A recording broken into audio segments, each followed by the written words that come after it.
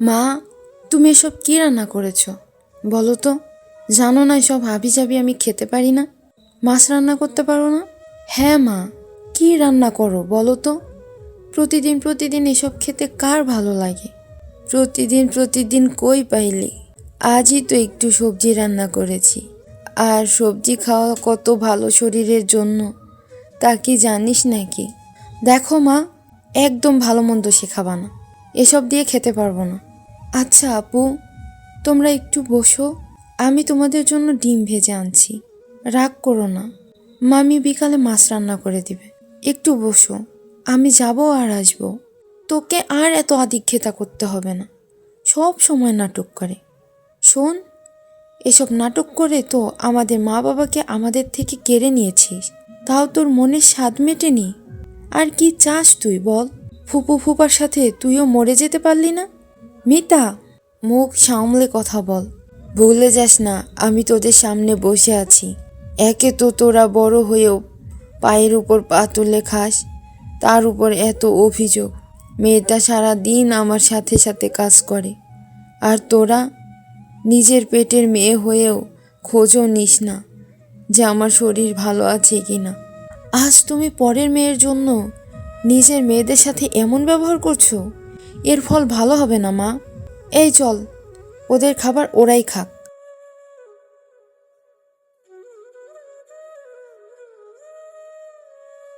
তুই কিছু মনে করিস না রে মা, ওরা যে ভুল পথে হাঁটছে তা একদিন ঠিকই বুঝতে পারবে। কিরে, কি ভাবছিস? ভাবছি তো কত কিছুই রে, ভেবে আর কি হবে? এই বাড়ির মেয়ে হিসেবে আমাদের তো কোনো মর্যাদাই নেই। এত অপমান আর সহ্য হয় না, মন চায় বাড়িঘর ছেড়ে কোথাও চলে যাই। এটা তুই কি বলছিস রে? আমরা কেন বাড়ি থেকে যাব? বাড়ি থেকে যদি কাউকে যেতেই হয় তবে ওই হারামজাদিটাই যাবে। সেটা কিভাবে? ওকে দেখিস না মা বাবা মাথায় তুলে রাখে, কত আদর করে। আজ রাতেই ওকে বাড়ি থেকে বার করতে হবে। তুই শুধু আমার সাথে থাকিস।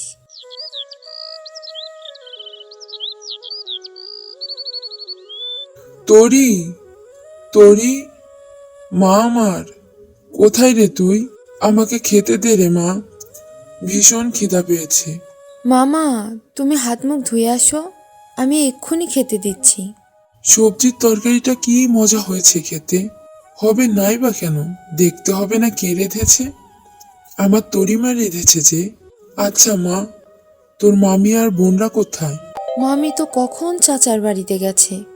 চাচির নাকি খুব জ্বর, রান্না করতে পারেনি, তাই মামি গেছে একটু খাবার নিয়ে। আর বোনরা সেই সকালে না খেয়ে বেরিয়ে গেছে, এখনো আসেনি। মারে, তোর বোনরা একটু রকচটা স্বভাবের, তুই কখনো ওদের কথায় কষ্ট পাস না রে মা। না না মামা, ওরা তো আমার বড় বোন, বড় বোন হিসেবে একটু তো শাসন করতেই পারে, তাই না? আমি কিছু মনে করি না। তোরই বোন আমার, কি করছিস রে তুই? কিছু না আপা, কোনো কাজ করে দিতে হবে? বলো আমাকে, আমি এক্ষুনি করে দিচ্ছি। বলছিলাম কি, আমি আমার কানের দুলটা না হারিয়ে ফেলেছি। মা শুনলে খুব রাগ করবে। সকালে রাগ করে উঠে গ্রামের শেষ মাথায় যে পুকুরটা আছে ওখানে বসেছিলাম, মনে হয় দুলটা ওখানেই পড়েছে।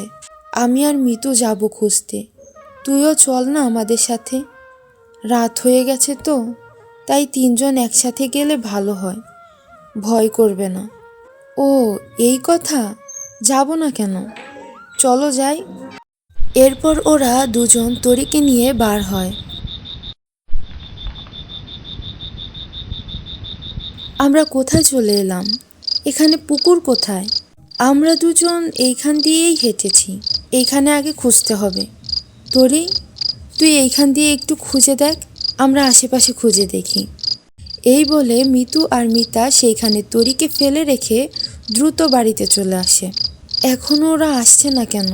কোথায় গেল ওরা? মিতু আপু, মিতু আপু, মিতা আপু, কোথায় তোমরা? তোমরা কি শুনছো আমার ডাক? কই, কোথাও তো মানুষের শব্দ নেই, চারপাশ কি গাঢ় নিস্তব্ধতা। তবে কি ওরা আমাকে ফেলে চলে গেল? আমাকে ওরা পছন্দ করে না এটা জানতাম, কিন্তু এতটা যে ঘৃণা করে তা জানতাম না। এই অন্ধকার জঙ্গলে আমাকে বাঘে খেলেও তো কেউ জানবে না। যার বাবা মা কেউ নেই তার এই পৃথিবীতে বেঁচে থাকার কোনো অধিকার নেই।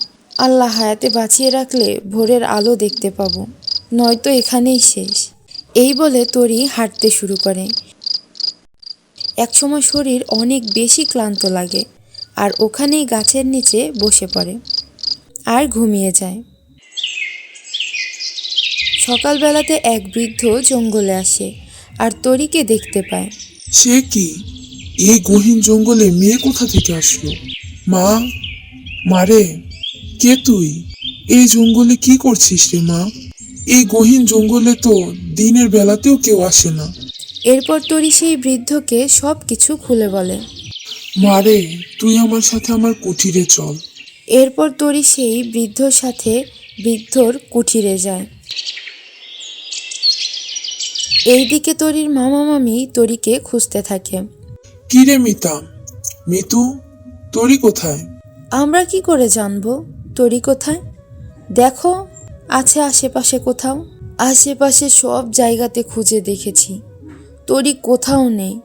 তাছাড়া তরি আমাকে না বলে কোথাও কখনো যায় না। দেখো তোমাদের আদরের তরি কোন ছেলের সাথে পালিয়েছে। তরি, তোর সাহস তো কম না? আমার সামনে দাঁড়িয়ে আমার তরিমাকে নিয়ে এমন বাজে কথা বলছিস? তাইলে তোমার তরি কই আছে খুঁজে বার করো। মিতু চল, যাই আমরা। এই বলে তারা ওখান থেকে চলে আসে আর বাহিরে গিয়ে দুজন বলতে থাকে, জঙ্গলে রেখে এসেছি, আমাদের বাবা মাকে আমাদের থেকে কেড়ে নিয়েছিলি না, এইবার জঙ্গলে বাঘের পেটে যা। যাবে কি রে, কাল রাতেই হয়তো বাঘের খাবার হয়ে গেছে। হা হা হা হা হা। বাবা, আপনি আমাকে বাড়ি যাওয়ার পথ দেখিয়ে দিন, আমি বাড়ি যাব। আমার মামা মামি আমাকে খুঁজবে, না পেলে অনেক চিন্তা করবে, কান্নাকাটি করবে। আমি তো এমনি এমনি কাউকে পথ দেখিয়ে দেই না। পথ দেখিয়ে দিব যদি তুই আমার এইখানে 1 মাস থেকে সকল কাজকর্ম করে আমাকে সন্তুষ্ট করতে পারিস। ঠিক আছে বাবা, আমি রাজি। এরপর তরি বৃদ্ধর বাড়ির সকল কাজ করতে থাকে। এইভাবে দেখতে দেখতে 1 মাস কেটে যায়। মা তরি, তোর আজ 1 মাস হয়ে গেছে। আমি তোর প্রতি সন্তুষ্ট। তুই এখন আমার কাছে কি চাস বল? তুই যা চাইবি আমি তোকে তাই দিব। বাবা, আমি আপনার মেয়ে, আমি আপনার থেকে কিছুই চাই না। আমি আপনার থেকে বাবার আদর পেয়েছি, এতেই আমি অনেক খুশি। তবে আমি আমার মামা মামির কাছে ফিরতে চাই। দয়া করে আমাকে বাড়ি যাওয়ার রাস্তাটা বলে দিন। তোর সততা আর নির্লোভ মানসিকতা দেখে আমি তোকে আজ এই মুদ্রা উপহার দিলাম। তোর আর তোর পরিবার সারা জীবন সুখে থাকতে পারবি। তুই এখন চোখ বন্ধ করবি, আমি মন্ত্র পড়ব। তুই সোজা বাড়ির উঠোনে পৌঁছে যাবি। চু পাং পাং লি লু কারি কারি, তোরই যাবে নিজের বাড়ি। এরপর তরি নিজের বাড়ির উঠোনে চলে যায় আর তার মামা মামি তাকে দেখে ভীষণ খুশি হয়। তরি তাদেরকে সব কিছু খুলে বলে, শুধু তার 2 বোনের প্রতারণার কথা বলে না। তরির সকল কথা আড়ালে দাঁড়িয়ে মিতা ও মিতু শুনছিল। এরপর মিতা ও মিতু সিদ্ধান্ত নেয় তারাও সেখানে যাবে। যেই ভাবনা সেই কাজ। পরদিন মিতা আর মিতু সেই জঙ্গলে যায় আর বলে, এই বুড়ো বুড়ো, তুই আমার বোনকে স্বর্ণমুদ্রা দিয়েছিস, আমাদেরকেও সেই স্বর্ণমুদ্রা দে। আমরা অনেক ধনী হতে চাই, দে স্বর্ণমুদ্রা, নয়তো আমরা 2 বোন মিলে তোর যে কি করব। আমি বুঝতে পেরেছি, তোমরাই সেই বিশ্বাসঘাতক যারা অমন ফুলের মতো পবিত্র মেয়েটাকে ভুলিয়ে ভালিয়ে জঙ্গলে ছেড়ে গিয়েছিস। তোদের পাপ চরম পর্যায়ে পৌঁছে গেছে। এইবার তোদের শাস্তি পাওয়ার সময় হয়ে গেছে। তোদের স্বর্ণ মুদ্রা চাই তো? এই নে স্বর্ণ মুদ্রা। এটা কি হলো আমাদের সাথে? আমাদের সারা শরীরে এসব কি হয়ে গেল রে? আমাদের শরীর থেকে তো পচা গন্ধ ভার হচ্ছে। এই অবস্থায় থাকলে তো আমরা মরেই যাব। এটা কি করলেন আপনি? আমাদেরকে আপনি দয়া করে ঠিক করে দিন, আগের মতো করে দিন। আমাদের কিছুই চাই না। হ্যাঁ, আমাদের স্বর্ণমুদ্রা কিছু চাই না, আপনি আমাদেরকে আগের মতো করে দিন।